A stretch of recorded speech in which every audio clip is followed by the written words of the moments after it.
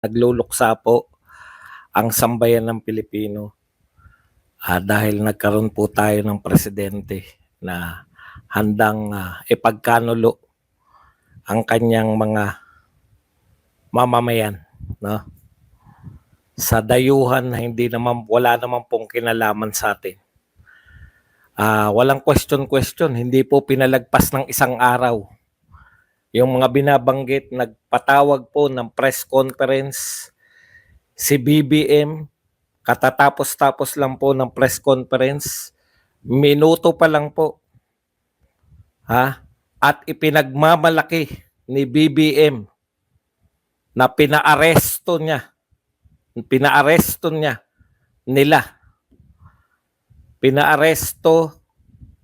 ng pamahalaan ang dating Pangulo ng Pilipinas dahil po sa kasong isinampa sa International Criminal Court na hindi po tayo kasapi, hindi po tayo miyembro, at paulit-ulit na sinasabi ni BBM bago itong lahat ng ito na tayo po ay walang jurisdiction.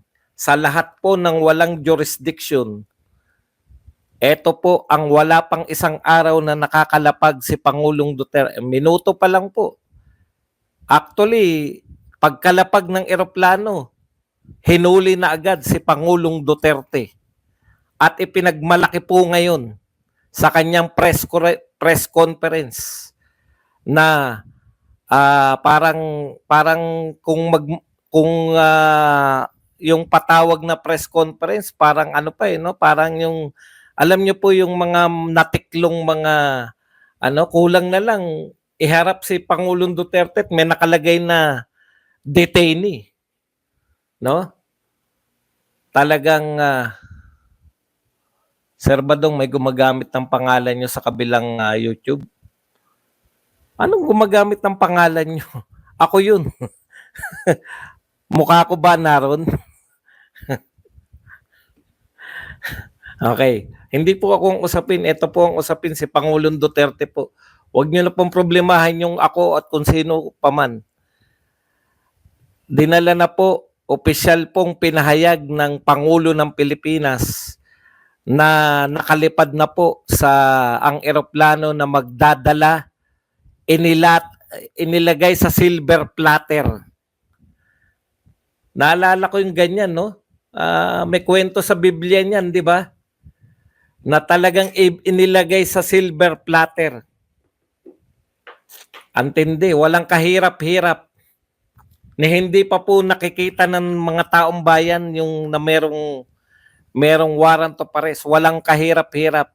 Ipinamigay po ng gobyerno natin ang dating presidente sa isang entity na hindi po tayo nasasakop. Wala pong jurisdiction. Hindi po ako may sabi niyan. Paulit-ulit na ito ay lumalabas sa paulit-ulit po na nagsabi, no? Na si Pangulong Marcos na walang jurisdiction sa Pilipinas ang ICC. Wala palang jurisdiction, bakit pinamigay mo?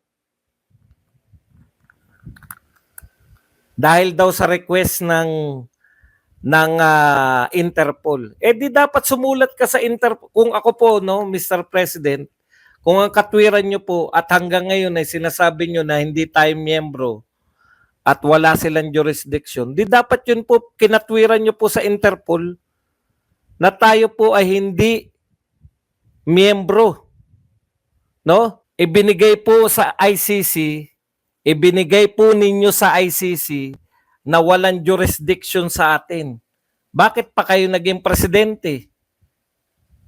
Okay, itanong ko po sa inyo, bakit po nagpapasalamat na nga uli yung pamilya ni Biloso sa inyo? Ano na ang pangalan nung nahuli na si Biloso sa Indonesia? Mary Jane Biloso. Bakit nga po? Wala po bang kaso yun? Si Mary Jane Biloso? May kaso po. May kaso po siya, di ba? Yung po ba dumaan na sa korte si Mary Jane Veloso? Si Mary Jane Veloso po ba? Bibigyan ko lang po kayo ng halimbawa Mr. Hindi po ako naniniwala na wala kayong magagawa bilang presidente na ipagtanggol ang isang mamamayang Pilipino sa walang jurisdiction. Ito po, may mga OFW tayo nung panahon ni Duterte. May OFW tayo nagkaroon ng kasalanan na nahatulan sa korte ng iba. Pero bilang presidente, nung panahon na lang po ni Duterte, wag na po nung panahon nyo. Kasi eto na nga bilang presidente ng Pilipinas at ng mga Pilipino, inihahabol po ni Pangulong Duterte. No? Ipinakikiusap yung mamamayan na bibitayin sa ibang lugar. Ipakikiusap ni Pangulong Duterte dahil yan po ay mamamayan niya. Wag lang po droga. Ganun po ang trabaho ng isang Pangulo. Hindi po trabaho ng isang Pangulo na pangatwiranan bakit niya ipinahuli yung isang presidente, dating presidente. Hindi po niya tungkulin na matapos ipahuli mangangatwiran. Buti pa po hindi na kayo nagsalita, nakakasama pa ng loob. Pinangangatwiranan nyo pa na tama yung ginawa nyo.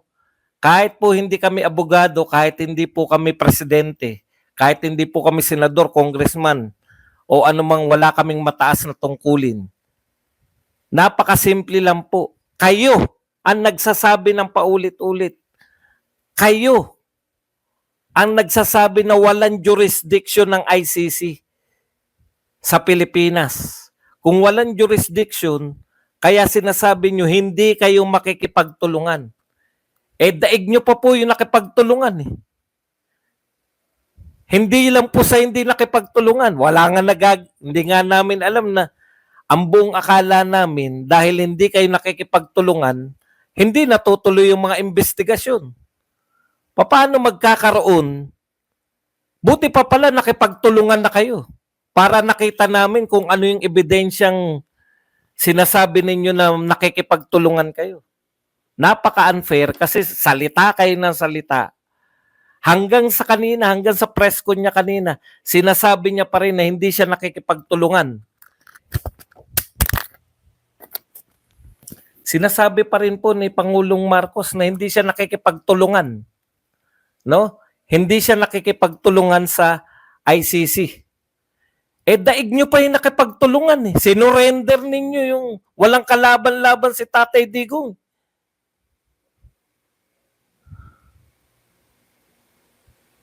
Daig nyo pa yung nakipagtulungan na lang sana kayo dahil kung investigasyon at nakipagtulungan kayo, maihahanda ni Pangulong Duterte.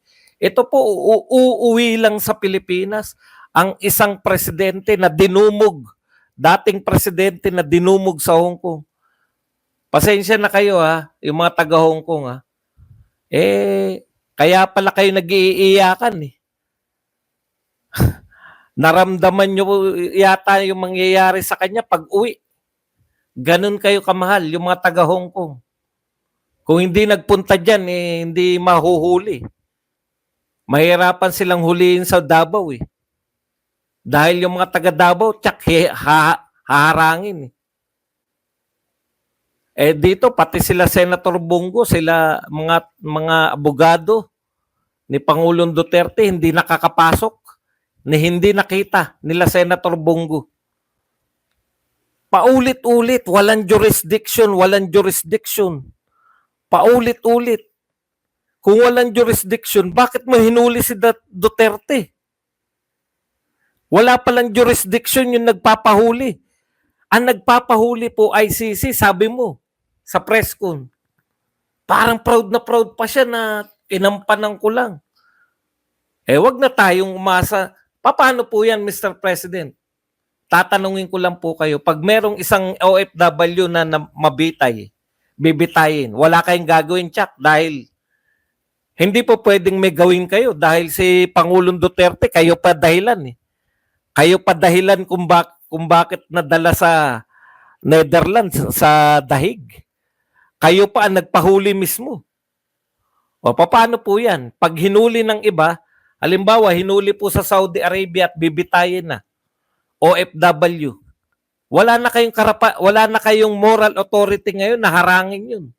Paano nyo harangin yun? Nakagawa ng kasalanan, nilitis, may batas. Paano kayo makikiusap ngayon? Kung sabihin sa inyo na Saudi, makikiusap ka sa amin, yung presidente mo nga, pinahuli, ikaw mismo nagpahuli.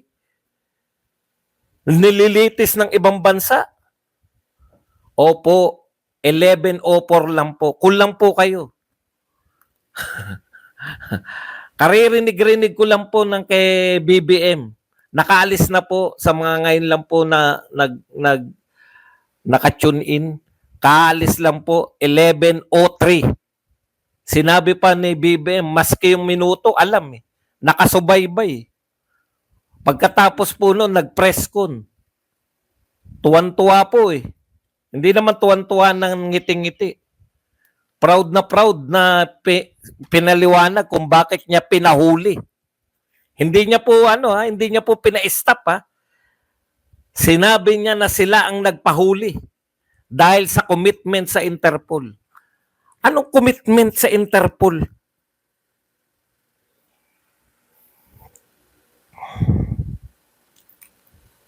Hindi po umalis. Hindi po kusa. Hindi po umalis ang tawag. Hinuli, pinahuli ng gobyerno, dinala sa ICC sa the Netherlands.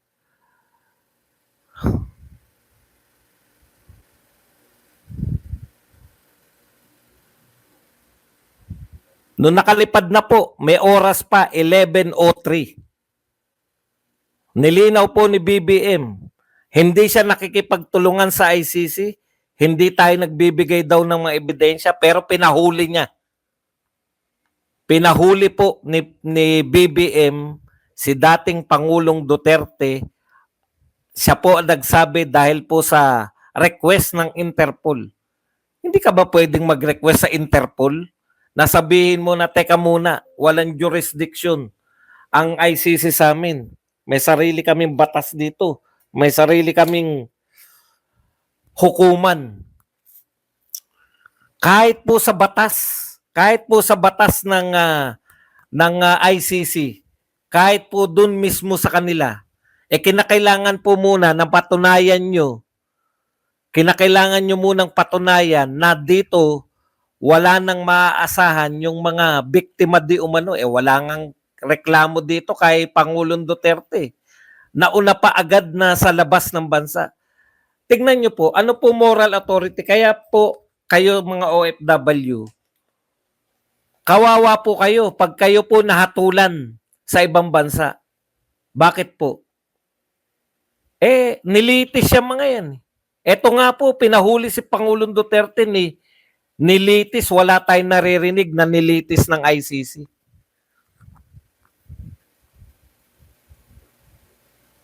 Baka sila pa nakiusap na maglabas na eh. Donald Trump, ano ba?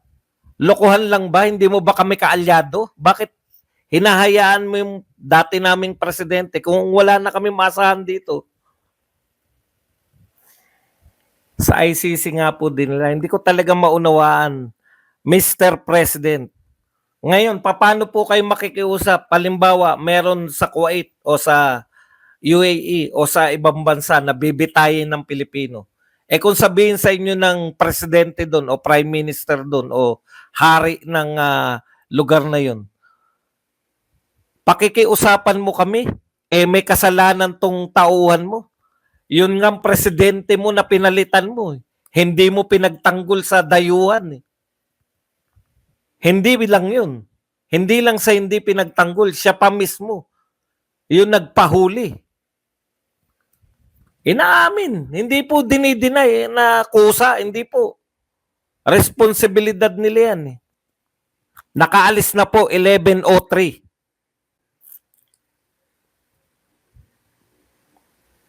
Kawawa naman po si Pangulong Duterte. May sakit na't lahat. 80 anyos. Lilitisin sa lugar sa ibang bansa.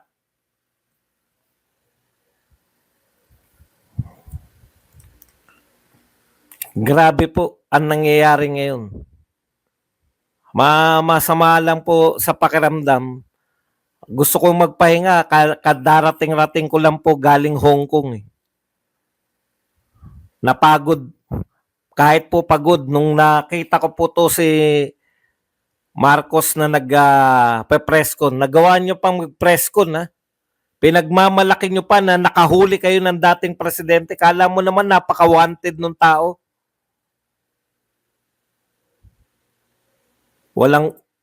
Mahirap lang magsabi na walang utang na loob, pero grabe. Lahat ng presidente hindi pinalibing yung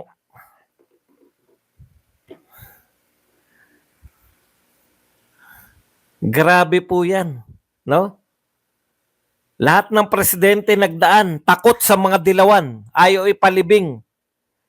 Ayaw ipalibing ang tatay mo. Nung pinalibing yung tatay mo, puring-puri mo si Duterte. Bakit? Wala ka ba sa war on drugs? BBM, wala ka ba? Wala ka ba sa Pilipinas nung nagwa-war on drugs si Duterte? Sinusuportahan mo.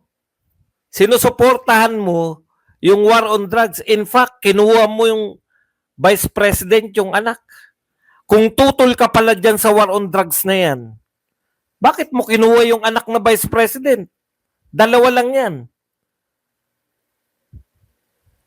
Niloko mo sila BP Sara, niloko mo yung mga Duterte, niloko mo yung mga Duterte followers para makuha mo yung Duterte votes. Or ang niloloko mo yung mga ngayon, yung mga kakampi mo ngayon, na kunwari ayaw mo sa war on drugs. Hindi mo nabalitaan yung war on drugs? 6 na taon na nag-war on drugs si Tatay Digong, tapos sasabihin mo ngayon masama na sa'yo ang war on drugs? Masama pala sa'yo, bit mo kinuha yung anak na ano yung habol mo? Boto lang ng Duterte, kaya mo kinuha kahit galit ka pala sa Duterte? One lang po. Gur-gur. Okay. Kapapanood ko lang po kay BP Sara, no?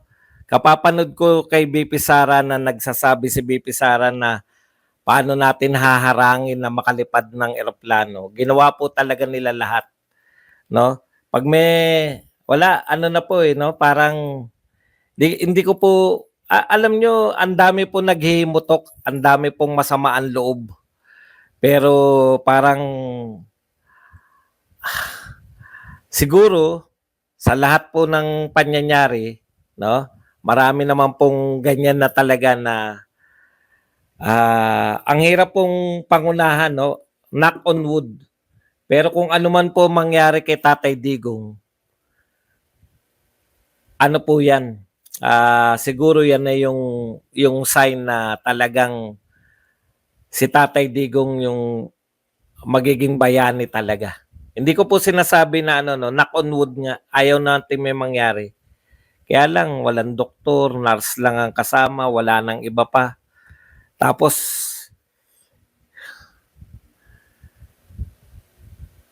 kasi karamihan po, lahat po ng dakilang tao,